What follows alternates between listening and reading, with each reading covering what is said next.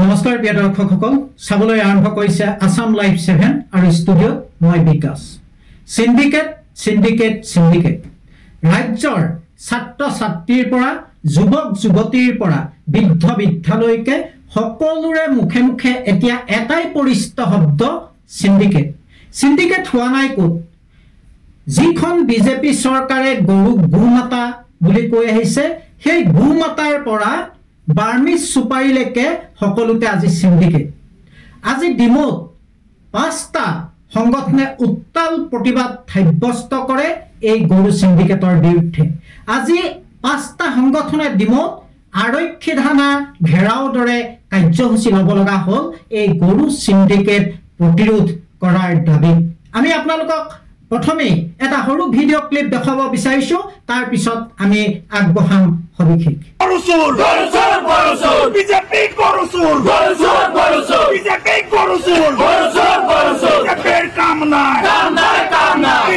কাম নাই বিশ্ব শৰ্মা গৰু চোৰ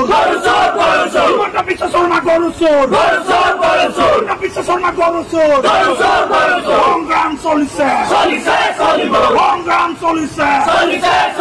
সংগ্ৰাম চলাই যাম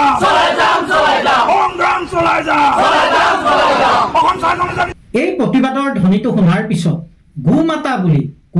গোমাতা বুলি পূজন কৰা বিজেপি চৰকাৰখনৰ সন্মুখত কি উত্তৰ থাকিব আপুনি বাৰু ভাবেনে যে চৰকাৰৰ অজ্ঞাতে এইসমূহ সিন্ডিকেট হৈ আছে আপুনি বাৰু ভাবেনে প্ৰশাসনৰ অজ্ঞাতে এইসমূহ সিন্ডিকেট হৈ আছে নিশ্চিতভাৱে স্কুলীয়া ছাত্ৰ ছাত্ৰীও এই কথা ভালকৈ বুজি পায় যে চৰকাৰে নজনাকৈ প্ৰশাসনে নজনাকৈ কেতিয়াও এনে ধৰণৰ সিন্ডিকেট হোৱাটো সম্ভৱ নহয় আমি যদি এবাৰ অতীতলৈ ঘূৰি যাওঁ এই প্ৰশাসনে এটা সময়ত আলফা বিচৰাৰ নামত ঘৰে ঘৰে গাঁৱে গাঁৱে গৈ আলফা বিচাৰিছিল আৰু সেই বহু আলফা যুৱকক আটক কৰিবলৈ সক্ষম হৈছিল কিন্তু একে প্ৰশাসনে আজি মাফিয়াসকলক বা সুপাৰী সিন্ডিকেটৰ লগত জড়িত এইসকল মাফিয়াক কিন্তু আটক কৰিব নোৱাৰে ইয়াৰ আঁৰত কি ৰহস্য লুকাই আছে অতি তাৎপৰ্যপূৰ্ণ যি প্ৰশাসনে যি আৰক্ষীয়ে এদিন আলফা বিৰোধী অভিযান তীব্ৰতৰ কৰি তুলিছিল সেই প্ৰশাসনে সেই আৰক্ষীয়ে এইসমূহ মাফিয়াৰ বিৰুদ্ধে এক জোৰদাৰ অভিযান কৰিব নোৱাৰাৰ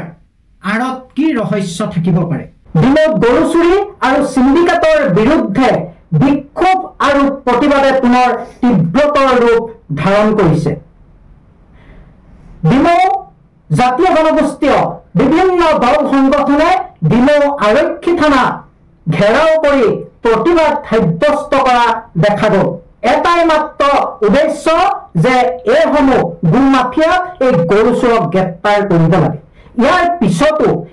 পিছতো সজাগ হ'বনে আৰক্ষী ইয়াৰ পিছতো সজাগ হ'বনে গোমাতা হিচাপে পূজন কৰা এই বিজেপি চৰকাৰখন আপোনালোকে নিশ্চয় জানে গৰু চোৰ চক্ৰক আজিলৈকে ডিমো আৰক্ষীয়ে গ্ৰেপ্তাৰ কৰিব পৰা নাই আৰু ডিমো ৰাজমাই বজাৰ যি সিন্ডিকেট এই সিন্ডিকেট লগতে গুণ্ডা বাহিনীক আজিলৈকে আৰক্ষীয়ে গ্ৰেপ্তাৰ কৰিব পৰা নাই যিখন চৰকাৰ হিমন্ত বিশ্ব শৰ্মাৰে দম্ভালি মাৰি থাকে য'ত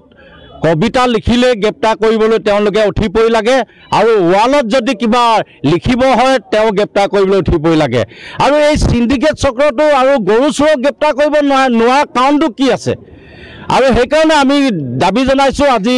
অসমীয়া যুৱ মঞ্চৰ টাই ছাত্ৰ সন্থা আচ্ছা আদিবাসী আৰু ছাত্ৰ মুক্তি সংগ্ৰাম সমিতিয়ে যে সিন্ডিকেট চক্ৰৰ লগত হিমন্ত বিশ্ব শৰ্মা জড়িত আছে আৰু এই বিজেপি চৰকাৰখন জড়িত আছে সেইকাৰণে আজি সিন্ডিকেট